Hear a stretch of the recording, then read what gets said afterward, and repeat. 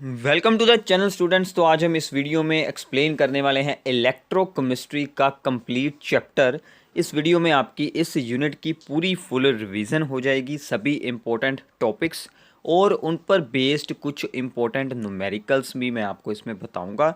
तो आपको इस पूरी वीडियो को एंड तक ज़रूर देखना है और इसके साथ आपको third unit, first, second unit सभी की रिविजन्स एंड उन सभी में से जितने भी इम्पोर्टेंट न्यूमेरिकल्स बन सकते हैं उनकी वीडियोस के लिंक्स भी डिस्क्रिप्शन में मिल जाएंगे, वो भी आप लोगों ने ज़रूर देखने हैं। और उनके साथ उन सभी की ही पीडीएफ फाइल्स भी हैं जिनसे आप उन सभी न्यूमेरिकल्स की प्रैक्टिस कर सकते हैं। ठीक है, तो इसलिए वीडियो के डिस्क्रिप्शन को देख लें, वहाँ पर आपको सभी इम्पोर्टेंट वीडियोस के लिंक्स मिल जाएंगे। तो स्टार्ट करते हैं इलेक्ट्रोकेमिस्ट्री को। इलेक्ट्रोकेमिस्ट्री में बेसिकली दो पार्ट्स हैं हमारे पास। तो एक होता है इलेक्ट्रोकेमिकल सेल, ठीक है, जो कि केमिकल एनर्जी को इलेक्ट्रिकल एनर्जी में चेंज करता है, जैसे कि हमारी बैटरीज होती है या फिर हम कोई भी सेल किसी भी इलेक्ट्रिकल चीज़ में यूज़ करते हैं। और सेकंड होता है यहाँ पर इलेक्ट्रोलाइटिक सेल, जो कि इलेक्ट्रिकल एनर्जी को चेंज करता है इनटू द केमिकल एनर्जी। ठीक है, तो ये दो हैं इसकी बेसिकली टाइप्स। सो ये है इसकी मेन दो टाइप्स। तो हम सबसे पहले यहाँ पर स्टार्ट करते हैं इलेक्ट्रोकेमिकल सेल को। So now this is an simple example of the electrochemical cell, जिसमें के दो हाफ सेल्स होते हैं। तो एक हाफ सेल का क्या मतलब है कि उसमें हमने एक इलेक्ट्रोड, ठीक है, एक इलेक्ट्रोड और उसी इलेक्ट्रोड में जो भी होगा मेटल, उसी के ही आयंस का एक सोल्यूशन यानी कि इलेक्ट्रोलाइटिक सोल्यूशन यूज़ किया होता है। ठीक है, दोनों साइड पर ऐसे दो हाफ सेल्स होते हैं जिनको के बीच में से एक सॉल्ट ब्रिज के साथ जोड़ा जाता है। ठीक है, और क्या होता है कि इनमें से एक इलेक्ट्रोड इलेक्ट्रॉन्स को होस करती है और दूसरी साइड पर इलेक्ट्रॉन्स जो है वो वहाँ पर रिसीव किए जाते हैं। तो यहाँ पर ओवरऑल रिएक्शंस क्या होती हैं कि यहाँ पर मान लीजिए हमने जिंक की इलेक्ट्रोड यूज़ की हुई है। ये जो जिंक है ये इलेक्ट्रॉन्स को रिलीज़ कर देगा इस तरफ, और इसका मतलब इसकी ऑक्सीडेशन हो रही है, तो ये बन जाएगी हमारी एनोड। तो एनोड पर ऑक्सीडेशन होती है, इतना याद कर लीजिए। और यहाँ से इलेक्ट्रॉन बाहर आ रहे हैं तो यहाँ पर कौन सा चार्ज होगा? नेगेटिव चार्ज होगा। ठीक है, ओके। सो नाउ यहाँ पर जिंक इलेक्ट्रॉन रिलीज करने के बाद जिंक टू पॉजिटिव में चेंज हो रहा है, तो यहाँ पर रिएक्शन हो रही है जिंक से zinc two positive plus 2 electrons. ठीक है, अब ये दोनों इलेक्ट्रॉन दूसरी साइड पर जाकर कॉपर की इलेक्ट्रोड है और कॉपर 2 पॉजिटिव आयंस हैं जो कि कॉपर सल्फेट से आए हैं, जिनकी दोनों की कंसंट्रेशन हमने 1 मोलर रखी है। यहाँ से कॉपर 2 पॉजिटिव के आयंस इलेक्ट्रॉन्स को अपने साथ जोड़कर इस रोड के साथ डिपॉजिट होते जाएंगे, यहाँ पर वो जुड़ते जाएंगे। ठीक है, तो ऐसे इसमें क्या है कि इलेक्ट्रॉन्स का फ्लो होना शुरू हो जाता है। बेसिकली ये एक रिडॉक्स रिएक्शन होती है जिसके इलेक्ट्रॉन्स के फ्लो को हमने इलेक्ट्रिसिटी प्रोड्यूस करने के लिए यूज़ कर लिया है। तो बीच में जुड़ा है सोल्ट ब्रिज। तो सोल्ट ब्रिज के मेनली दो फंक्शंस होते हैं। एक तो वो इस सर्किट को कंप्लीट कर देता है और दूसरा वो यहाँ पर एक्स्ट्रा चार्जेस को यहाँ पर अकोमुलेट होने से रोकता है। यहाँ पर जो भी एक्स्ट्रा चार्जेस अकोमुलेट हो सकते होते हैं, पॉजिटिव और नेगेटिव चार्जेस, उनको अकोमुलेट होने से वो रोकता है। इसके अंदर आयंस होते हैं जैसे कि KCl हो गया, KNO3 हो गया, तो उसमें से कुछ आयंस ये इस इलेक्ट्रोलाइटिक हाफ सेल्स में रिलीज़ करवाता रहता है। ठीक है, तो ये होता है एक सिंपल सा इलेक्ट्रोकेमिकल सेल। तो यहाँ से इलेक्ट्रॉन्स का फ्लो हुआ जिसके साथ के इलेक्ट्रिसिटी जनरेट हो गई। ठीक है, तो इसके बारे में आप यहाँ से भी रीड कर सकते हैं। ओके, तो अब ये जो दोनों हाफ सेल्स हैं, इनमें जो दोनों साइड पर रिएक्शंस मैंने आपको बताई हैं, अब हम उनके बारे में कुछ एक्सप्लेन करते हैं और इसकी कंप्लीट सेल रिएक्शन बनानी है। और इस पूरे इलेक्ट्रोकेमिकल सेल को हमें शॉर्टकट में कैसे रिप्रेजेंटेशन इसकी है करनी, वो मैं आपको बताऊंगा। वो क्योंकि हमने तो एग्ज़ाम्स में वही यूज़ करनी है, वही आपको दी जाएगी, वहीं से आपको रिएक्शन बनानी है या फिर रिएक्शन से आपको उसकी रिप्रेजेंटेशन बनानी है। ठीक है, तो आगे आता है, अब देखिए कि यहाँ पर जो रिएक्शंस हुई हैं, तो एनोड साइड पर हुई थी ऑक्सीडेशन, जिंक ने इलेक्ट्रॉन रिलीज किए तो जिंक 2 पॉजिटिव बन गया। कैथोड साइड पर हुई थी रिडक्शन, कॉपर ने इलेक्ट्रॉन्स किए गेन तो कॉपर बन गया। इन दोनों रिएक्शंस को हमने जोड़ दिया, मतलब ऐड कर दिया, तो क्या हुआ, ये दोनों साइड से इलेक्ट्रॉन्स को हटा दीजिए, तो क्या बन गया, जिंक प्लस कॉपर 2 पॉजिटिव। इसने इसको दिए इलेक्ट्रॉन, तो ये बन गया जिंक 2 पॉजिटिव, ये बन गया कॉपर सॉलिड। ये हुई ओवरऑल रिएक्शन। अब इस रिएक्शन को हमने रिप्रेजेंट कैसे करना है एज ए इलेक्ट्रोकेमिकल सेल, ध्यान से देखिए। एक साइड पर हमने बनाना है ऑक्सीडेशन हाफ सेल, जैसे वहाँ पर मैंने आपको बताया था। दूसरी साइड पर होगा यहाँ पर रिडक्शन हाफ सेल, ठीक है। ऑक्सीडेशन हाफ सेल में जिंक की इलेक्ट्रोड से जिंक 2 पॉजिटिव आयंस बन रहे हैं, दूसरी साइड पर कॉपर 2 पॉजिटिव से बन रहे हैं कॉपर, ठीक है। तो यहाँ पर होगी ऑक्सीडेशन हाफ सेल, तो ये है हमारा एनोड, और ये है reduction half cell, that is called the cathode. और बीच में जुड़ा है सोल्ट ब्रिज, उसको ऐसे हमने शो कर दिया 2 बार्स बनाकर, ठीक है। और इसमें जो दूसरी इंपॉर्टेंट बात है वो ये है कि ये जो दोनों हैं, दोनों साइड पर आगे वाले जो होंगे वो हमारे होंगे रेक्टेंट्स, और जो दूसरी साइड पर है वो दोनों होंगे प्रोडक्ट्स। तो ऐसे आप लोग किसी भी रिएक्शन से, रिडॉक्स रिएक्शन से इलेक्ट्रोकेमिकल सेल बना सकते हैं, और सेल से रिएक्शन बना सकते हैं। दोनों चीज़ें आप लोगों को आती होनी जरूरी हैं, ठीक है। ओके, सो नाउ एक हाफ सेल में जो एक इलेक्ट्रोड होती है उसका खुद का एक इलेक्ट्रोड पोटेंशियल होता है, ठीक है। जो हमने ऊपर 2 हाफ सेल किए थे उनमें से मान लीजिए ये एक हाफ सेल है, ये था वहाँ पर मेटल का इलेक्ट्रोड और उसके बीच में थे उसी के ही आयंस, ठीक है। तो हमने जर्नल फॉर्म ली है कि Mn पॉजिटिव यहाँ पर आयंस हैं और M कोई भी है मेटल। अब देखिए, जो पोटेंशियल डिफरेंस इलेक्ट्रोड और इस इलेक्ट्रोलाइटिक सोल्यूशन के बीच होता है उसको हम बोल देते हैं इलेक्ट्रोड पोटेंशियल, ठीक है। और इलेक्ट्रोड पोटेंशियल 2 टाइप का हो सकता था, ऑक्सीडेशन इलेक्ट्रोड पोटेंशियल और reduction potential, but by the conventions हम सिर्फ रिडक्शन पोटेंशियल्स को ही यूज़ करते हैं। तो रिडक्शन पोटेंशियल हमें क्या बताता है कि ये जो आयन है इसके अंदर उसकी इलेक्ट्रॉन्स को गेन करने की कितनी टेंडेंसी है वो ये हमें बताता है। तो इसको ऐसे रिप्रेजेंट किया जाता है ई value of Mn positive bar M।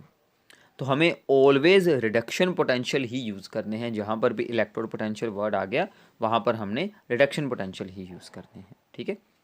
So this represents the reduction potential और electrode potential of the electrode, ठीक है। और इसमें आता है स्टैंडर्ड इलेक्ट्रोड पोटेंशियल, तो यहाँ पर स्टैंडर्ड आएगा तो हम इस पर लगा देंगे ई के ऊपर लगा देंगे नोड। तो स्टैंडर्ड का मतलब होता है कि हमने सभी आयंस की कंसंट्रेशन यूज़ की है 1 मोलर, ठीक है। तो वो बन जाता है स्टैंडर्ड इलेक्ट्रोड पोटेंशियल, यानी कि स्टैंडर्ड रिडक्शन पोटेंशियल भी आप लोग बोल सकते हैं। ये टेंडेंसी टू गेन इलेक्ट्रॉन्स के बारे में हमें बताता है। जितनी इसकी वैल्यू ज़्यादा होगी उतनी जल्दी ही ये जो Mn पॉजिटिव है वो इलेक्ट्रॉन्स को गेन करेगा, यानी कि उतना ही स्ट्रॉन्ग वो ऑक्सीडाइजिंग एजेंट होगा। ये बहुत ही इंपॉर्टेंट है, ठीक है। उतना ही स्ट्रॉन्ग वो ऑक्सीडाइजिंग एजेंट होगा। ओके, तो आगे चलते हैं। इसमें स्टैंडर्ड हाइड्रोजन इलेक्ट्रोड, तो ऐसे ही हमने एक इलेक्ट्रोड बनाया जिसमें कि हमने क्या किया कि इलेक्ट्रोलाइटिक सोल्यूशन में हमने H पॉजिटिव के आयंस रखे, यानी कि HCl यूज़ कर लिया 1 मोलर, और ऊपर इलेक्ट्रोड जो है वो है यहाँ पर एक प्लेटिनम वायर जिसके एंड पर प्लेटिनम जुड़ी है फॉयल, ठीक है। और उसके अंदर हाइड्रोजन गैस को एट 1 बार प्रेशर पर वहाँ से पास करवाया जा रहा है, बबल्स उसके वहाँ से पास करवाए जा रहे हैं, ठीक है। सो ये होती है स्टैंडर्ड हाइड्रोजन इलेक्ट्रोड। तो इसका पोटेंशियल हम बाय कन्वेंशन 0 यूज़ करते हैं, और इसी के साथ जोड़ कर हम बाकी के सभी मेटल्स के जो इलेक्ट्रोड्स बन सकते हैं उन सभी के पोटेंशियल सोल्व करते हैं। क्योंकि हम इंडिविजुअल इलेक्ट्रोड का पोटेंशियल बिल्कुल नहीं निकाल सकते, हम उसका पोटेंशियल किसी दूसरे के अकॉर्डिंग रिलेटिव निकाल सकते हैं। तो हमने एक को हमारा यहाँ पर स्टैंडर्ड जो है वो चूज़ कर लिया, that is the standard hydrogen electrode, ठीक है। तो इसको ऐसे भी रिप्रेजेंट कर सकते हैं, इसको ऐसे भी, क्योंकि आइदर ये इलेक्ट्रॉन्स को गेन करेगा और ये इलेक्ट्रॉन्स को रिलीज़ भी कर सकता है जब कोई इलेक्ट्रोड ऐसी आएगी जिसमें के गेन ऑफ इलेक्ट्रॉन गेन करने की टेंडेंसी हाइड्रोजन से ज़्यादा होगी, ठीक है। वो आपको आगे मैं बता देता हूँ। ओके, तो यहाँ तक हमने ये देखा कि हाफ सेल का एक इलेक्ट्रोड पोटेंशियल होता है। जब दो हाफ सेल्स को जोड़ दिया जाता है तो वो बन जाता है एक कंप्लीट इलेक्ट्रोकेमिकल सेल। अब उसका जो पोटेंशियल होता है उसको हम बोलते हैं ईएमएफ ऑफ द सेल। तो अब ईएमएफ ऑफ द सेल आप लोगों ने कैसे सोल्व करना है, this is very very important. तो ईएमएफ ऑफ द सेल यानी कि मान लीजिए यही एक हमारे पास एग्जांपल है, ये साइड थी हमारे पास एनोड, ये थी कैथोड। तो ई nought value of the cathode को रखेंगे आगे और उसमें से करेंगे subtract E nought value of the anode. ठीक है, याद रखिएगा हमें राइट वाले को आगे रखना है और लेफ्ट वाले को उसमें से सब्ट्रैक्ट करवाना है। So E nought value of the cathode minus E nought value of the anode. तो इससे आप लोगों को एक बात की और जानकारी यहाँ से मिल जाएगी कि ये जो ई nought value of the cathode होती है वो ऑलवेज एनोड से हाई होती है, यानी कि ज़्यादा होती है। ठीक है, तो इसका मतलब हमारे ई नोड सेल यानी कि EMF of the cell, standard EMF जो होता है उसकी वैल्यू हमेशा ही पॉजिटिव आती है, ये आप लोगों ने याद रखना है। ठीक है, कंप्लीट सेल के लिए, हाफ सेल के लिए कोई भी साइन हो सकता है, ज़ीरो भी हो सकती है, नेगेटिव पॉजिटिव कोई भी हो सकती है। ठीक है, तो अब जितनी भी इलेक्ट्रोड्स जो थी, जो हाफ सेल था, ठीक है, उसके हमने इलेक्ट्रोड पोटेंशियल्स को एक अरेंज कर लिया, यानी कि जैसे ये मान लीजिए कुछ इलेक्ट्रोड पोटेंशियल्स की इंपॉर्टेंट वैल्यूज़ हैं, इनको हमने ऐसे अरेंज कर लिया इन द इंक्रीजिंग और डिक्रीजिंग ऑर्डर, उसको हम बोल देते हैं इलेक्ट्रोकेमिकल सीरीज। ठीक है, अब इसमें सबसे ऊपर होता है फ्लोरीन। फ्लोरीन के इलेक्ट्रॉन गेन कर कर फ्लोरीन आयंस बनाने की टेंडेंसी सबसे ज़्यादा है, 2.87 वोल्ट इसका इलेक्ट्रोड पोटेंशियल है। तो यानी कि fluorine gas is the strongest oxidising agent, वो सबसे स्ट्रॉन्ग ऑक्सीडाइजिंग एजेंट है। ऐसे ही अगर हम सबसे आखिर में देखें तो लिथियम पॉजिटिव आयन से बनता है लिथियम, उसकी वैल्यू है माइनस में, वो भी सबसे छोटी वैल्यू है, मतलब ठीक है, सबसे छोटी वैल्यू इसकी सबसे लो वैल्यू है, यानी कि माइनस में सबसे ज़्यादा है। तो इसका मतलब ये जो है लिथियम मेटल, इस बात का ध्यान रखिएगा, ये जो है ये जल्दी इलेक्ट्रॉन्स को रिलीज करवाकर लिथियम पॉजिटिव आयंस बनाता है। तो इसका मतलब this is the strongest reducing agent in aqueous solution में। ठीक है, तो ये बहुत बार ही एग्जाम में पूछ लिया जाता है, ये आप लोगों को याद रखना है। ठीक है, अब यहाँ पर क्या है कि एक सिंपल सी बात है कि अगर मान लीजिए ये कुछ हमारे पास एग्जांपल्स हैं, अगर जो भी यहाँ पर स्पेसिस रिड्यूस हो रही है, अगर उसकी ई नोट वैल्यू ज़्यादा है तो वो रिड्यूस होगी। ठीक है, यानी कि मान लीजिए हमने एक साइड पर रख लिए Ag पॉजिटिव आयंस, तो एक है यहाँ पर जिंक 2 पॉजिटिव आयंस है और यहाँ पर है Ag। ठीक है, अब आप लोग यहाँ से इन दोनों को ख्याल से देखिए, ये रहा हमारा जिंक, तो जिंक की वैल्यू है लो, तो मतलब कि जिंक की ऑक्सीडेशन होगी। ठीक है, और Ag की वैल्यू हाई है तो Ag पॉजिटिव की रिडक्शन होगी, यानी कि जिंक अपने 2 इलेक्ट्रॉन रिलीज़ करवाएगा और Ag पॉजिटिव इलेक्ट्रॉन्स को गेन करेगा। ये बात आप लोगों ने याद रख लेनी है। तो Ag पॉजिटिव वाला हमारा बन जाएगा यहाँ पर कैथोड और ये जो जिंक वाला है वो हमारा बन जाएगा एनोड। ठीक है, तो इसकी कुछ एप्लीकेशंस होती हैं इलेक्ट्रोकेमिकल सीरीज़ की, वो हम आगे एक्सप्लेन करते हैं। तो प्लीज़ आप लोगों को वीडियो को रोक कर ध्यान से इन सभी चीज़ों को सुनना है। आपने अपने आप लोगों को नोट्स बनाने हैं और साथ में इनकी अच्छे से प्रैक्टिस करें, और साथ में जो मैंने आपको बताया था कि एक न्यूमेरिकल्स के लिए हमने यहाँ पर अलग वीडियो बनाई है, वो भी आप लोगों ने ज़रूर देखनी है। ठीक है, तो इसकी कुछ एप्लीकेशंस मैं आपको बता देता हूँ। इलेक्ट्रोकेमिकल सीरीज़ को यूज़ किया जाता है रिएक्टिविटी को कंपेयर करने के लिए। वो मैंने आपको बताया कि जिसकी वैल्यू हाई होगी वो रिड्यूस होगा और जिसकी वैल्यू लो होगी वो होगा ऑक्सीडाइज। ठीक है, कैलकुलेशन ऑफ ईएमएफ, वो हम जो ऊपर फॉर्मूला हमने किया था कि यहाँ पर ई nought value of the cathode minus E nought value of anode कर फिजिबिलिटी ऑफ रिएक्शन, इसकी एग्जांपल हम यहाँ पर एक्सप्लेन करेंगे। प्रोडक्ट्स ऑफ इलेक्ट्रोलाइसिस, इनकी एग्जांपल्स भी बाद में आएंगी। इलेक्ट्रोलाइसिस होने पर कौन कौन से प्रोडक्ट्स मिलते हैं, और ऑक्सीडाइजिंग एंड रिड्यूसिंग स्ट्रेंथ, ये मैंने आपको ऊपर ही बता दिया था। जितनी ज़्यादा पॉजिटिव वैल्यू उतना स्ट्रॉन्ग वो ऑक्सीडाइजिंग एजेंट हो जाएगा और ईएमएफ हमेशा पॉजिटिव रहेगा। अब इसकी एग्जांपल को एक्सप्लेन करते हैं। फिजिबिलिटी यानी कि क्या रिएक्शन हो सकती है या फिर नहीं हो सकती। तो ये भी एक बहुत ही सिंपल सी एग्जांपल है। मान लीजिए जिंक प्लस कॉपर 2 पॉजिटिव है। ठीक है, तो इससे क्या बनेगा, जिंक 2 पॉजिटिव एंड कॉपर। ठीक है, तो एनोड कौन बनाएगा, जिंक बनाएगा, इसकी हो रही है ऑक्सीडेशन, कॉपर बनाएगा कैथोड। ठीक है, तो मतलब ई nought value of the copper वाला जो होगा इलेक्ट्रोड और minus E nought value of the zinc वाला इलेक्ट्रोड। तो दोनों की वैल्यूज़ ऊपर मैंने आपको बताई थी, वो यूज़ की, तो आंसर आ गया पॉजिटिव 1.10 वोल्ट। ठीक है, अगर इसके ऑपोजिट हम अगर सोच कर देखें कि zinc two positive plus copper की रिएक्शन हो तो क्या बने, जिंक बने और कॉपर टू पॉजिटिव बने, यानी कि कॉपर इसे इलेक्ट्रॉन अगर दे सकता हो तो इसे दे दे। तो इसका मतलब हमारी कैथोड बन गई है अब जिंक वाली, वो आगे आ गई, और एनोड बन चुकी है कॉपर वाली। दोनों को सोल्व किया तो आंसर आ गया हमारा माइनस में, बट ये तो हो नहीं सकता, ई नोड वैल्यू तो पॉजिटिव होती है। सो इसका मतलब ये रिएक्शन फिजिबल नहीं है, ये रिएक्शन बिल्कुल नहीं हो सकती, यानी कि जिंक और कॉपर अगर होंगे तो कॉपर ही हमारा कैथोड होगा और जिंक ही हमारा एनोड होगा। ओके, तो इसका मतलब क्या है, we cannot store the copper sulphate solution in the zinc pot because in the copper sulphate solution there are copper two positive ions and zinc plus हो जाएगा जिंक, देन ये वाली सेम रिएक्शन हो जाएगी। ठीक है, तो मतलब कॉपर सल्फेट सोल्यूशन में जिंक का पोर्ट जो है, जो जिंक है वो डिज़ोल्व होना शुरू हो जाएगा, तो उसमें स्टोर बिल्कुल नहीं कर सकते। ओके, ये बात आप लोगों को याद रखनी है।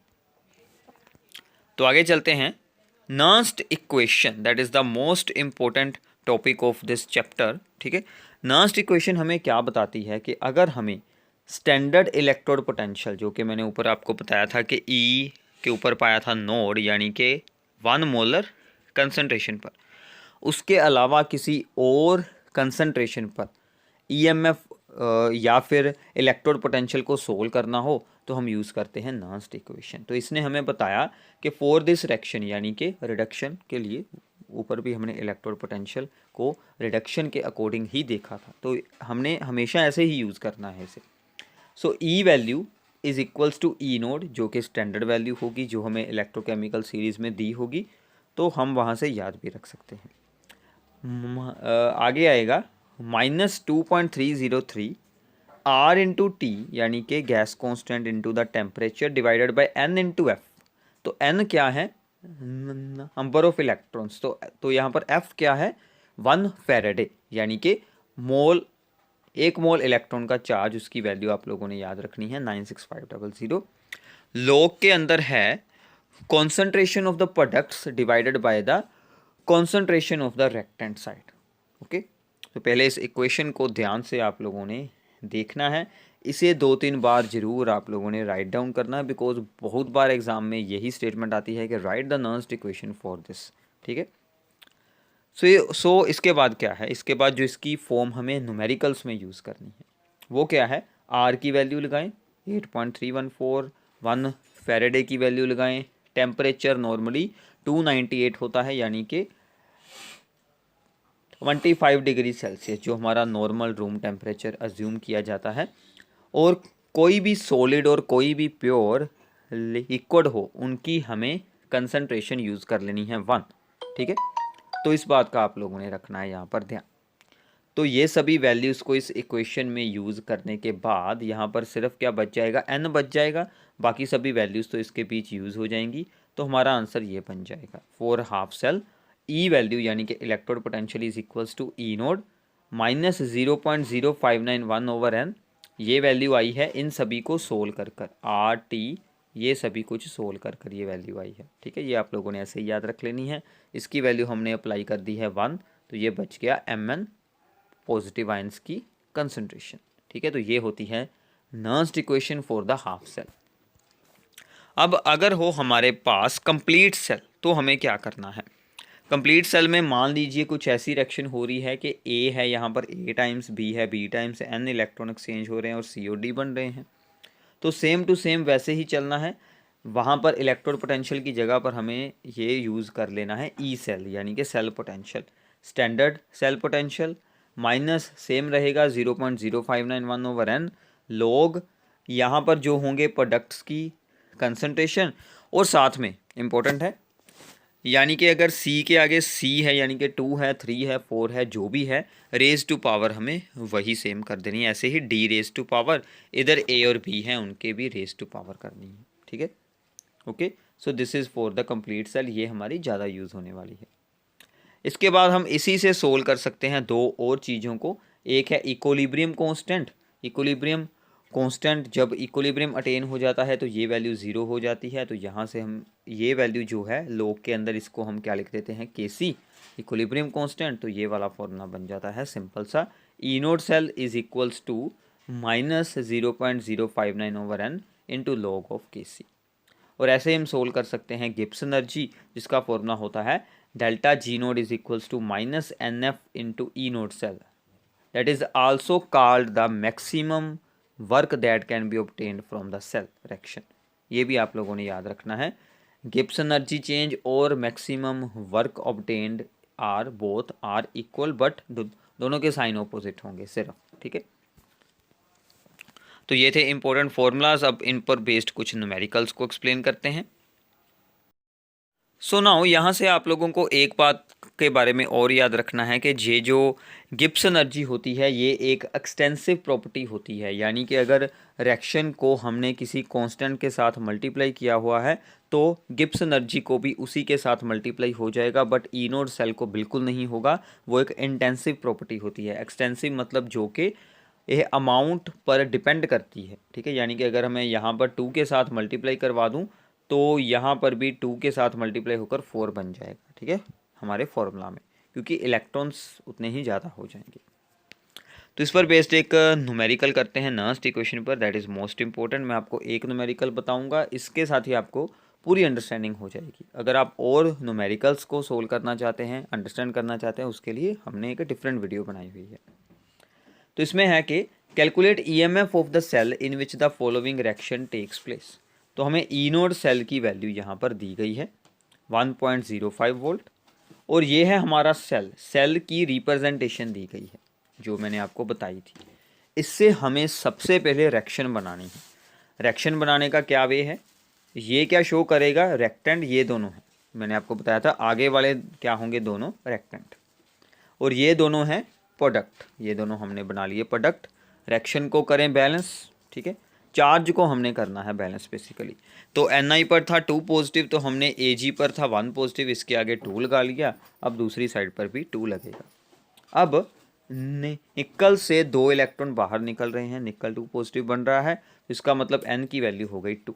ई नोड सेल हमें यहाँ पर दिया गया है, ये भी वैल्यू हो गई, और Ni2 पॉजिटिव आयंस की ही कॉन्सेंट्रेशन दी गई है और Ag पॉजिटिव आयंस की भी कॉन्सेंट्रेशन दी गई है। So now first apply the Nernst equation. ध्यान से आप लोगों को अप्लाई करनी है। रिएक्शन पर अप्लाई होगी नर्स्ट इक्वेशन, तो हमें रिएक्शन को तो जरूर बनाना पड़ेगा। So E cell is equals to E note cell 0.059 over आ गई N की वैल्यू लॉग इस साइड पर जो आयंस हैं, क्योंकि सॉलिड को हमने यूज़ नहीं करना, ये मैंने आपको बताया था। ठीक है, सॉलिड की जगह पर हमने क्या पुट कर देना है 1, तो उसे हमें उतारना ही नहीं है, ओनली आपको आयंस को लिखना है। तो Ni2 पॉजिटिव आयन की ऊपर रख ली ये कॉन्सेंट्रेशन, और डिवाइड में आएगी Ag पॉजिटिव आयंस की कॉन्सेंट्रेशन। उसके आगे 2 है तो उसका हम कर देंगे स्क्वायर। ठीक है, अब सिर्फ हमें वैल्यूज यूज़ करनी है। ई नोड सेल की वैल्यू है ये वाली, वो हमने लगा दी। ठीक है, लॉग तो Ni2 पॉजिटिव आयंस की ये वाली है 0.160, और Ag पॉजिटिव आयंस की ये है कॉन्सेंट्रेशन। ये हमने सभी वैल्यूज़ को यूज़ किया और आप लोगों ने इस वैल्यू को सोल्व कर लेना है। ठीक है, इसका करें स्क्वायर, बाद में इसको डिवाइड कर कर जो भी वैल्यू बीच में बचेगी उसका आपको निकाल लेना है लॉग, तो वो ये आंसर आएगा। पहले इस टर्म को सोल्व कर लें और उसका जो आंसर आएगा उसको इसमें से कर देंगे सब्ट्रैक्ट, तो ये आपका यहाँ पर फाइनल आंसर आ जाएगा। ठीक है, तो ऐसे हमें नर्स्ट इक्वेशन पर बेस्ड न्यूमेरिकल्स को सोल्व आउट करना है। सो एक यहाँ पर प्रॉब्लम और है, the cell in which the following reaction occur. Reaction हमें दी गई है एंड ई नोड सेल की वैल्यू भी दी गई है। Calculate the standard Gibbs energy and equilibrium constant for the reaction. तो सबसे पहले गिब्स एनर्जी निकालते हैं। क्या फॉर्मूला था, delta G nought is equals to -NF into E nought cell. तो सबसे पहले रिएक्शन को ऑब्जर्व करें, Fe3 पॉजिटिव से Fe2 पॉजिटिव बना, कितने इलेक्ट्रॉन्स का चेंज हुआ, 1 इलेक्ट्रॉन का। तो आगे है 2, सो 2 × 1 2 इलेक्ट्रॉन्स। तो आप इससे भी सोल्व कर सकते हैं, यहाँ से भी 2 इलेक्ट्रॉन है, वहाँ से भी, तो टोटल 2 इलेक्ट्रॉन एक्सचेंज हो रहे हैं। सो एन की वैल्यू 2, ई नोट सेल हमें वैल्यू दी हुई है, तो जस्ट फॉर्मूला में हमें वैल्यूज़ को यूज़ करना है, तो आपका डायरेक्टली यहाँ से आंसर आ जाएगा। ठीक है, बिल्कुल सिंपल है। एंड लॉग के सी का फॉर्मूला हमने अभी अभी ऊपर मैंने आपको बताया था कि E note cell is equal to this one, वहाँ से हमने लॉग के सी को अलग से सोल्व कर लिया है। सभी वैल्यूज़ को यूज़ करें तो ये आपका आंसर आ जाएगा 8। अगर ना भी 8 आए, कुछ और आए, तो उसका एंटीलॉग सोल्व करना पड़ेगा। अब 8 का एंटीलॉग तो सबसे ईजी है, क्योंकि एंटीलॉग का क्या मतलब होता है, 10⁻⁴ कर देना। तो हमने 8 को यहाँ पर क्या कर दिया है, 10⁻8, ये लॉग इधर आकर एंटीलॉग बन गया। ठीक है, तो ऐसे आपको इस पर बेस्ड ये सिंपल सी एक न्यूमेरिकल प्रॉब्लम को सोल्व आउट करना है। सो नाउ अब हम इसमें इलेक्ट्रोलाइटिक कंडक्शन के बारे में एक्सप्लेन करने जा रहे हैं। तो इसमें सबसे पहला इंपॉर्टेंट फॉर्मूला है हमारे पास रेजिस्टिविटी का। ठीक है, रेजिस्टिविटी या फिर ये है रेजिस्टेंस का। Resistance is equals to the resistivity into L by A। तो यहाँ पर L क्या होती है, distance of the separation between the electrodes, and A is the सकते हैं कि area of the cross section. या फिर हम यहाँ पर यूज़ कर सकते हैं, यहाँ से रेजिस्टिविटी को सोल्व किया जा सकता है, that is the R into A upon L। ठीक है, ओम इंटू मीटर या फिर ओम इंटू सेंटीमीटर इसके यूनिट्स होते हैं। तो इससे हम सोल्व कर सकते हैं कंडक्टेंस। तो कंडक्टेंस क्या होती है, रेजिस्टेंस का रेसिप्रोकल, जिसके यूनिट होंगे ओम इनवर्स, जिनको कि हम सीमेंस बोलते हैं। और ऐसे ही होती है कंडक्टिविटी। कंडक्टिविटी जो होती है वो होती है रेजिस्टिविटी का रेसिप्रोकल, रो का रेसिप्रोकल। सो 1/ρ, तो ये बन गया 1/r into L upon A।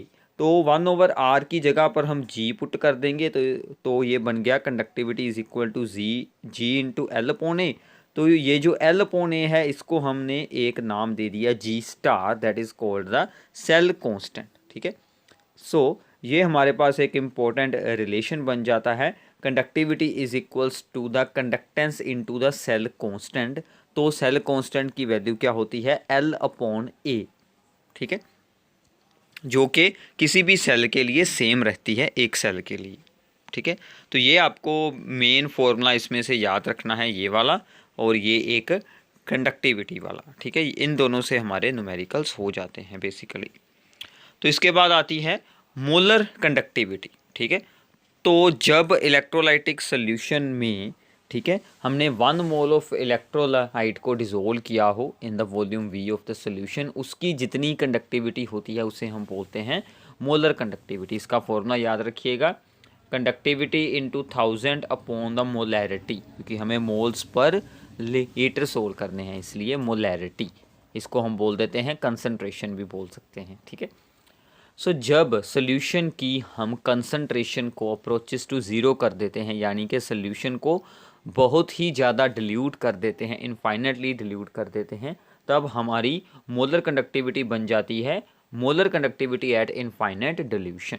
ठीक है, तो इनफाइनाइट डिल्यूशन की जो मोलर कंडक्टिविटी है उसका एक और नाम है लिमिटिंग मोलर कंडक्टिविटी। ठीक है, सो अब इसके बाद के सोल्यूशन की कॉन्सेंट्रेशन चेंज करने पर conductivity, conductance and molar conductivity में क्या चेंजेस आते हैं। So now conductance and the molar conductivity, इन दोनों का सेम बिहेवियर है। ये इंक्रीज करेंगी ऑन डिल्यूशन। डिल्यूशन मतलब अगर हम कॉन्सेंट्रेशन ऑफ आयंस को डिक्रीज़ करेंगे या फिर उसमें वाटर को और ऐड कर देंगे तो सोल्यूशन डिल्यूट हो जाएगा।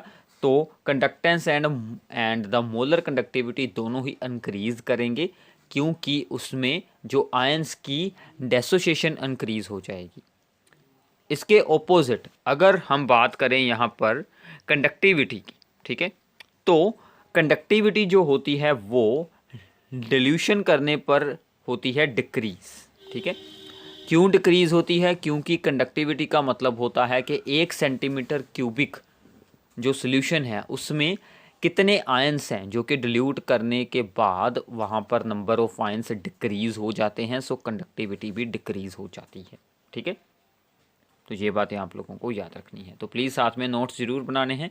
सो नाउ अब इसके बाद हमारे पास आता है कि अगर हमें molar conductivity at infinite dilution lambda M nought limiting molar conductivity को सोल्व करना हो for strong electrolyte and for the weak electrolyte, तो हम क्या करते हैं? स्ट्रॉन्ग इलेक्ट्रोलाइट्स के लिए सोल्व करने के लिए तो हमारे पास एक इक्वेशन है, ठीक है, that is called the Debye Hückel Onsager equation. ठीक है, जिसके अकॉर्डिंग के हम एक ग्राफ भी बना सकते हैं या फिर एक्सपेरिमेंटली आप इसका ग्राफ बनाएंगे। ये मान लीजिए एक स्ट्रॉन्ग इलेक्ट्रोलाइट है KCl। जैसे जैसे हम सोल्यूशन की कंसंट्रेशन को डिक्रीज़ करते हैं तो इसकी जो मोलर कंडक्टिविटी वो इंक्रीज़ होती जाती है। तो यहाँ तक तो एक्सपेरिमेंटली ऑब्टेन हो जाएगा। आगे हम इसको एक्स्ट्रापोलेट करवा कर यहाँ से वैल्यू सोल्व कर सकते हैं जहाँ पर इसकी इंटरसेक्शन होगी, तो यहाँ से हमें मिल जाएगी molar conductivity at infinite dilution for the strong electrolyte. ठीक है, तो ये तो बात होगी स्ट्रॉन्ग इलेक्ट्रोलाइट की। तो स्ट्रॉन्ग इलेक्ट्रोलाइट में मोलर कंडक्टिविटी जो है वो स्लोली इंक्रीज़ होती है विद डिल्यूशन। अगर होगा वीक इलेक्ट्रोलाइट, ठीक है, तो वीक इलेक्ट्रोलाइट में क्या होगा कि एक रैपिड सा इंक्रीज़ आएगा, तो इसकी वाई एक्सिस के साथ कोई इंटरसेक्शन ही नहीं होगी, तो molar conductivity at infinite dilution for the weak electrolyte को हम ग्राफिकल मेथड के साथ भी नहीं सोल्व कर सकते। तो वीक इलेक्ट्रोलाइट की molar conductivity at infinite dilution solve करने के लिए हमारे पास एक अलग लॉ होता है, that is called the Kohlrausch law. ये हमें क्या बताता है कि जब इनफाइनाइट डिल्यूशन की होती है तो सभी आयंस की contribution towards the molar conductivity same रहती है, चाहे वो किसी भी सॉल्ट से आए हों, उनका सोर्स कोई भी हो, यानी कि सोडियम आयन होना चाहिए, चाहे वो सोडियम क्लोराइड से आया हो, चाहे वो सोडियम सल्फेट से आया हो। ठीक है, तो उसकी मोलर कंडक्टिविटी जो होगी एट इनफाइनाइट डिल्यूशन वो हमेशा सेम रहेगी। तो इसका मतलब हम NaCl को 2 पार्ट्स में लिख सकते हैं, conductivity at infinite dilution, molar conductivity of the sodium ion plus chloride ion के लिए। तो अगर बनता है MgCl2 तो Cl के आगे 2 आएगा, तो Cl 2 आयन्स बनेंगे तो उसके आगे हम 2 लिख देते हैं। अब इसका यूज़ कैसे करते हैं? मान लीजिए हमारे पास ये एक वीक इलेक्ट्रोलाइट है StKs। अब इसकी मोलर कंडक्टिविटी सोल्व करने के लिए हम कुछ स्ट्रॉन्ग इलेक्ट्रोलाइट्स को यूज़ करते हैं, जैसे कि सोडियम एसीटेट और जैसे कि HCl। अब क्या हुआ कि यहाँ से इसकी सोल्व करने के लिए यहाँ तक आ गया हमारे पास सोडियम एसीटेट और यहाँ से हमें मिल चुका है H। तो ये जो Na और Cl एक्स्ट्रा थे इनको हमने कर दिया माइनस। जो भी आयंस एक्स्ट्रा होंगे उसको आप लोगों ने उसमें से माइनस कर देना है। तो प्लीज़ मैं आपको ये बात बार बार बता रहा हूँ कि इसके नोट्स बनाइए। ठीक है, वीडियो को पॉज करें और साथ में ही नोट डाउन करें तो आपको अच्छे से अंडरस्टैंडिंग हो जाएगी। ठीक है, इसके साथ ही कुछ और इम्पोर्टेंट फार्मूलाज होते हैं वीक इलेक्ट्रोलाइट्स के लिए। डिग्री ऑफ द डिसोसिएशन जिसको कि अल्फ़ा के साथ डिनोट किया जाता है, that is equals to the molar conductivity divided by the molar conductivity at infinite dilution. ठीक है, इसको सोल्व करने के लिए हमने जो ऊपर फॉर्मूला रीड किया था K/1000 अपॉन द कॉन्सेंट्रेशन, उसको हम यूज़ कर सकते हैं। ठीक है, इसको सोल्व करने के लिए। सो इसके बाद आता है dissociation constant, that is equals to the concentration C into alpha का स्क्वायर, ये जो ऊपर सोल्व किया है, डिवाइडेड बाय 1 माइनस अल्फ़ा। ठीक है, तो ये भी फॉर्मूलास यूज़ होंगे। फिर आता है फोर स्पारिंगली सोलूबल साल्ट्स जिनकी सोलबिलिटी काफ़ी लो होती है, उसके लिए हम K/1000 अपॉन मोलैरिटी की जगह पर सोलबिलिटी ही रख लेते हैं क्योंकि उसकी सोलबिलिटी ही बहुत ही लो होती है इसलिए। इसके बाद आती है आयनिक मोबिलिटी जिसका कि सिंपल सा फॉर्मूला है आयनिक कंडक्टेंस, जो कि एक आयन की कंडक्टेंस होगी जैसे कि सोडियम आयन की, मोलर कंडक्टेंस जो होगी डिवाइडेड बाय द 96500 यानी कि 1 फैराडे। ठीक है, तो ये थे कुछ इंपॉर्टेंट फार्मूलाज। अब हम आगे इसमें देखते हैं कुछ इंपॉर्टेंट न्यूमेरिकल्स के बारे में। तो सबसे पहली स्टेटमेंट, और ये एक बहुत ही इंपॉर्टेंट है जिसमें आपके बहुत सारे फार्मूलाज यूज़ हो जाते हैं। ठीक है, सो स्टेटमेंट रीड करते हैं इसकी। resistance of a conductivity cell filled with 0.1 molar KCl solution in 100 ओम। तो रेजिस्टेंस हो गई 100 ओम, कॉन्सेंट्रेशन हो गई 0.1 molar. If the resistance of the same cell, उसी सेल की, when filled with 0.02 molar KCl solution is 520। तो मतलब दो बार हमने उसको यूज़ किया है अलग अलग आयंस की जो इलेक्ट्रोलाइट्स की कॉन्सेंट्रेशन यूज़ कर कर। Calculate the conductivity and molar conductivity of this one, ये जो दूसरे वाला था इसके लिए हमने conductivity and the molar conductivity को सोल्व आउट करना है। तो ऐसे जो प्रॉब्लम्स होते हैं जिसमें कि हम टू डिफरेंट कॉन्सेंट्रेशंस पर बात करते हैं, उनमें हमें सबसे पहले सेल कांस्टेंट को निकालना पड़ेगा। ठीक है, सो हमें एक वैल्यू और यहाँ पर दी गई है कि ये जो ऊपर वाला सोल्यूशन था 0.1 मोलर वाला, उसकी कंडक्टिविटी बताई गई है। इसको यूज़ करते हैं और हमारा सेल कांस्टेंट निकालते हैं। सो नाउ हमारे पास ये फॉर्मूला था K is equals to G into G star, तो हमने G स्टार निकाल दिया, that becomes the K into 1 upon G. ठीक है, so now K into 1 upon G, G का रेसिप्रोकल रेजिस्टेंस, रेजिस्टेंस का रेसिप्रोकल G, तो ये बन गया conductivity into resistance. So now conductivity है 1.29, रेजिस्टेंस है 100 ओम, हमने ऊपर स्टेटमेंट में रीड किया था, सोल्व किया, तो ये हमारे पास आंसर बन गया। हमने इसको सेंटीमीटर इनवर्स में चेंज कर लिया क्योंकि बाकी के यूनिट्स वही हैं, तो हमने उसी में चेंज कर लिया। ठीक है, सो आगे चलते हैं। ये जो दूसरा सोल्यूशन है 0.02 वाला, इसकी रेजिस्टेंस है 520। ठीक है, so now conductivity K is equals to the G star. ठीक है, तो ये बनेगा G स्टार इंटू जी होता है, तो G की जगह पर हमने क्या लिख लिया 1/r, तो ये बन गया K into G star over R। G star की वैल्यू ये रही ऊपर और R की वैल्यू रही ऊपर दी हुई है, तो ये हमने सोल्व कर लिया। So now molar conductivity is equals to the this one K into 1000 by the concentration, K into 1000 by the concentration हमें बताई गई है 0.02 मोलर, तो वैल्यूज़ यूज़ करें और आंसर निकाल लें। ठीक है, तो इसमें सोल्विंग बिल्कुल ही हमारे लिए इजी है, सिर्फ आप लोगों को अगर फॉर्मूले आते हैं और आपको स्टेटमेंट की अंडरस्टैंडिंग हो जाती है तो बहुत ही अच्छा है। एक को यूज़ कर कर हमने G स्टार निकाला और दूसरे में उसको यूज़ कर लिया। तो इसके साथ ही रिलेटेड कुछ कोहल-रोच लॉ पर कुछ प्रॉब्लम्स हैं, ये आप लोगों ने अब खुद करनी है। आपकी स्क्रीन पर इसका आंसर भी है, तो यहाँ पर इसका आंसर दिया है, बिल्कुल सिंपल सा काम है। प्लीज़ इसे यहाँ पर रोक कर इसे खुद सोल्व कर कर देखें। ठीक है, तो ये आपके लिए बहुत ही इंपॉर्टेंट वन प्रॉब्लम्स है। तो ऐसी एक और प्रॉब्लम है, वो भी मैं आपको दिखा देता हूँ। तो ये सभी प्रॉब्लम्स को प्लीज़ आप लोगों ने खुद करना है, बहुत ही इंपॉर्टेंट ये सभी न्यूमेरिकल्स हैं। ये जैसे हमने सोडियम एसीटेट की निकाली थी कोहल-रोच लॉ के साथ, वैसी ही similar same to same problems हैं। प्लीज़ इन्हें खुद सोल्व कर कर देखें, यहाँ पर तो सेम फॉर्मूला लगा है। ठीक है, सिर्फ आपको वैल्यूज़ दी गई हैं, आप लोगों ने उसे सोल्व आउट करना है।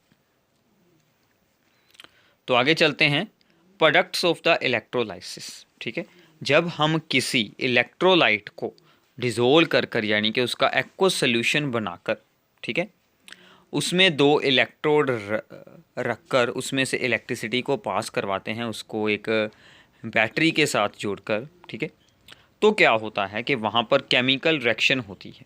ठीक है, तो ये जो केमिकल रिएक्शन होती है इसमें क्या होगा, अब आपको ध्यान से देखना है।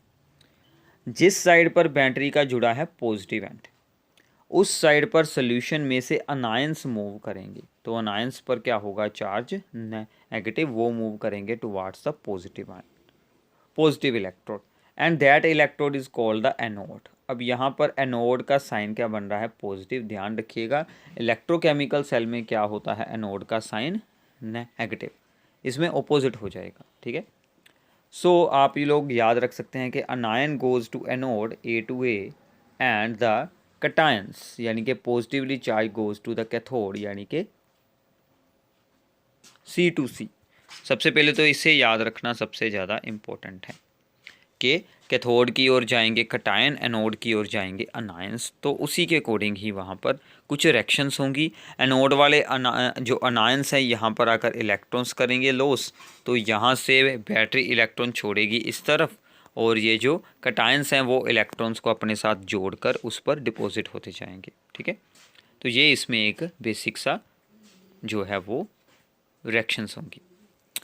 सो अब यहाँ पर क्या होता है कि अगर दो ही अनायन हों, दो हों कटायन, तो कौन सा कटायन जाकर वहाँ पर रिड्यूस होगा और कौन सा अनायन ऑक्सीडाइज होगा, ये डिपेंड करता है उनकी इलेक्ट्रोड पोटेंशियल वैल्यूज पर। दोनों में से जिसकी भी इलेक्ट्रोड पोटेंशियल वैल्यू हाई होगी वो जाकर रिड्यूस हो जाएगा, जो भी पॉजिटिव आयन होगा, और जिसके लिए भी ई नोट वैल्यू लो होगी, छोटी वैल्यू होगी, ठीक है, तो वो जाकर ऑक्सीडाइज हो जाएगा। तो ये बात आप लोगों को याद रखनी है कि दो दो का मुकाबला होता है। मान लीजिए जिसकी वैल्यू हाई है उसकी होगी रिडक्शन, वो इलेक्ट्रॉन गेन कर जाएगा। जिसकी वैल्यू जो दूसरी साइड पर अनायंस हैं, तो अनायंस के टाइम हमें ये देखना है किसकी वैल्यू लो है। जिसकी वैल्यू ज़्यादा छोटी है, ठीक है, मगर मतलब कि माइनस में है, मोर नेगेटिव, वो जाकर ऑक्सीडाइज हो जाएगा। लो वैल्यू वाला ऑक्सीडाइज, हायर वैल्यू वाला रिड्यूस। ठीक है, तो ये बात आप लोगों को याद रखनी है। ओके, तो इसमें एक कॉन्सेप्ट आता है ओवर वोल्टेज का। जब कोई रिएक्शन ऐसी होती है कि जो बहुत ही स्लो होती है, ठीक है, चाहे वो रिएक्शन फिजिबल हो, बट वो इतनी स्लो होती है कि उसको प्रोसीड करवाने के लिए हमें कुछ एक्स्ट्रा वोल्टेज यूज़ करनी पड़ती है, उसे हम बोलते हैं यहाँ पर ओवर वोल्टेज। जैसे कि वाटर की ऑक्सीडेशन अगर हमें हो करवानी, तो उसके लिए भी ये जो यहाँ पर कुछ एक्स्ट्रा वोल्टेज अप्लाई करनी पड़ती है। ठीक है, इसकी एग्जांपल्स करते हैं। सबसे पहली एग्जांपल है electrolysis of the aqueous NaCl। Aqueous NaCl में हमें आयंस मिलते हैं, कौन कौन से? सोडियम आयंस हैं, Cl negative, H positive, OH negative. अब यहाँ पर क्या है कि जो पॉजिटिव आयंस है, ठीक है, पॉजिटिव आयंस ये हैं दोनों, ठीक है, तो सोडियम की वैल्यू तो काफ़ी लो होती है, बट हाइड्रोजन की ज़ीरो होती है। जिसकी हाई है वो रिड्यूस होगा, तो हाइड्रोजन हो गया रिड्यूस, तो कैथोड पर क्या फॉर्म होगा? हाइड्रोजन गैस बन जाएगी। ठीक है, दूसरी तरफ क्या होगा? तो इसके बाद हमने overall reaction at the cathode भी सोल्व करनी है कि ये जो H पॉजिटिव है, ये जो सोल्यूशन में वाटर से आया होगा, तो हमने वाटर के अकॉर्डिंग ये रिएक्शन बना देनी है। ठीक है, ऐसे ही जो दूसरी साइड है, यानी कि दूसरा जो इलेक्ट्रोड है, यानी कि जो हमारे पास एनोड है, एनोड पर थे दो आयन, एक था OH नेगेटिव, एक था Cl नेगेटिव। अब देखिए OH का मतलब क्या है कि वाटर की ऑक्सीडेशन, उसकी वैल्यू वैसे लो है, और इधर है Cl2 की, तो वाटर की ही होनी चाहिए थी क्योंकि उसका लो है इलेक्ट्रोड पोटेंशियल। बट मैंने आपको बताया था कि वाटर के केस में एक्स्ट्रा वोल्टेज यानी कि ओवर वोल्टेज होती है रिक्वायर्ड, तो इसीलिए यहाँ पर क्लोरीन की हो जाती है, क्योंकि दोनों में गैप जो है वो इतना ज़्यादा नहीं है। तो इसमें अगर हम जो यहाँ पर एक्स्ट्रा वोल्टेज की रिक्वायरमेंट है उसको ऐड कर देंगे, तो इसका आंसर भी क्लोरीन से ऊपर चला जाएगा। इसीलिए ही क्लोरीन जाकर ऑक्सीडाइज होती है और वो Cl2 गैस बन जाती है। ठीक है, तो हमें कैथोड पर मिलती है यहाँ पर हाइड्रोजन गैस और एनोड पर मिलती है क्लोरीन गैस। ठीक है, तो ओवरऑल अगर हम इसकी रिएक्शन को यूज़ करेंगे तो इन दोनों को आप लोगों को यहाँ पर ऐड कर देना है। ये इलेक्ट्रॉन के साथ जाएगा इलेक्ट्रॉन, ठीक है, तो ये हमारे पास यहाँ पर बन जाएगी रिएक्शन कंप्लीट। ठीक है, तो सोडियम आयन हमने दोनों साइड पर ही खुद ऐड कर दिया है, बाकी इन्हीं दो रिएक्शंस को ऐड कर कर हमें रिजल्ट मिला है। तो ऐसे ही सिमिलरली हम इलेक्ट्रोलाइसिस ऑफ एसिडिफाइड H2O को भी सोल्व कर सकते हैं। तो इसमें हमने कुछ एसिड पाया है, तो एक तरफ तो H पॉजिटिव ही जाएगा क्योंकि ओनली वन कटायन, अनायन दो हैं तो इसमें से OH जाएगा। ठीक है, तो वाटर की ऑक्सीडेशन होगी। अब ऐसे तो OH आयंस गए, उसने 4 इलेक्ट्रॉन रिलीज़ किए, 4 OH बना लिए। ये OH होता है अनस्टेबल, तो ये बन जाएंगे 4 OH से 2H2O प्लस O2।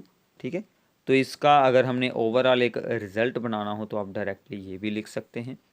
देखिए इसमें जो सबसे इम्पोर्टेंट बात ये होती है कि हमें एंड रिएक्शन हमारी सही होनी चाहिए।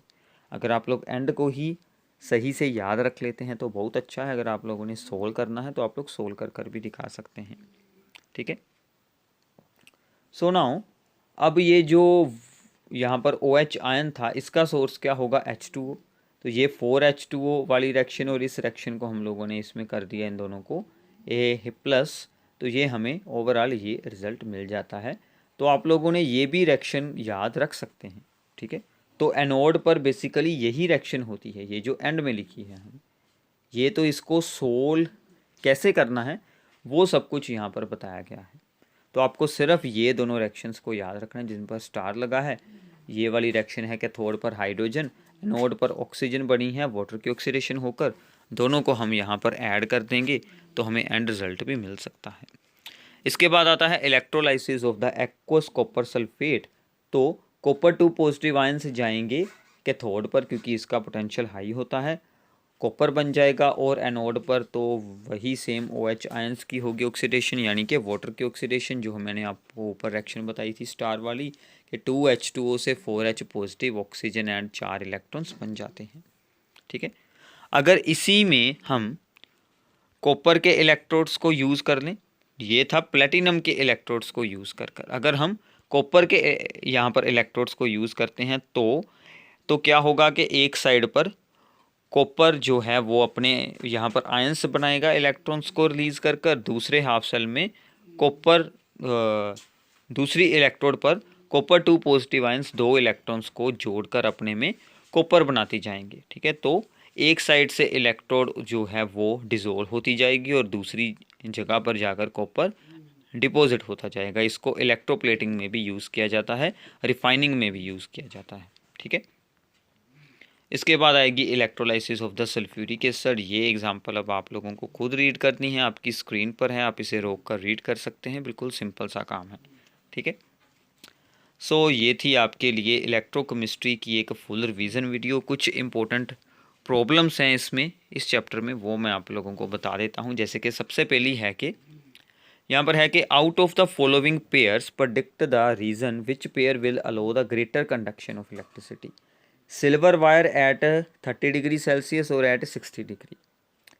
30 डिग्री पर इसकी जो है कंडक्टिविटी हाई होगी क्योंकि जो मेटल्स होते हैं टेम्परेचर इंक्रीज़ होने पर उनकी रेजिस्टेंस इंक्रीज़ हो जाती है, इसलिए 0.1 मोलर है यहाँ पर acetic acid and 1 molar of acetic acid. तो यहाँ पर ये होगा क्योंकि डिल्यूट सोल्यूशन की जो है वो कंडक्शन यहाँ पर हाई होती है, वो हमने ऊपर रीड किया था। KCl सोल्यूशन एट 20 डिग्री और KCl सोल्यूशन एट 50 डिग्री, तो यहाँ पर होगा 50 डिग्री वाला क्योंकि टेम्परेचर हाई होगा तो आयंस की जो है वो यहाँ पर डेसोसिएशन इंक्रीज़ हो जाती है, इसलिए, ठीक है। तो ऐसे ही इसके जो आगे प्रॉब्लम है इसमें हमें ये पूछा गया है कि on the basis of E nought value which amongs the following is the strongest oxidising agent, जिसकी E नोट वैल्यू सबसे हाई होगी क्योंकि वही जल्दी इलेक्ट्रॉन गेन करेगा और दूसरे से जल्दी वो लॉस करवा देगा, उसकी ऑक्सीडेशन हो जाएगी। तो सबसे हाई वैल्यू है यहाँ पर इसकी 1.51 volt, that is the MnO4। तो ये होगा स्ट्रॉन्ग ऑक्सीडाइजिंग एजेंट। ये आपको बिल्कुल नहीं लिखना क्योंकि इसने इलेक्ट्रॉन्स को करना है गेन, इसलिए। So MnO4 1 negative is the strongest oxidising agent among these one, ठीक है। ऐसे ही एक और प्रॉब्लम है, तो ये है कि X, Y या टू हैं इलेक्ट्रोलाइट्स। X की जो है वो molar conductivity on dilution increase करती है 2.5 टाइम्स और Y की करती है 25 टाइम्स। अब देखिए Y में ज़्यादा है यहाँ पर इंक्रीज़, तो हमारा Y क्या बनेगा, वीक इलेक्ट्रोलाइट, क्योंकि इसका जो है वो ग्राफ फिर ऐसा बन जाएगा। और ये है जो X, ये बन जाएगा हमारा स्ट्रॉन्ग इलेक्ट्रोलाइट, इसका ग्राफ कुछ ऐसा बनेगा, ये हमने ऊपर ही रीड कर लिया था, ठीक है।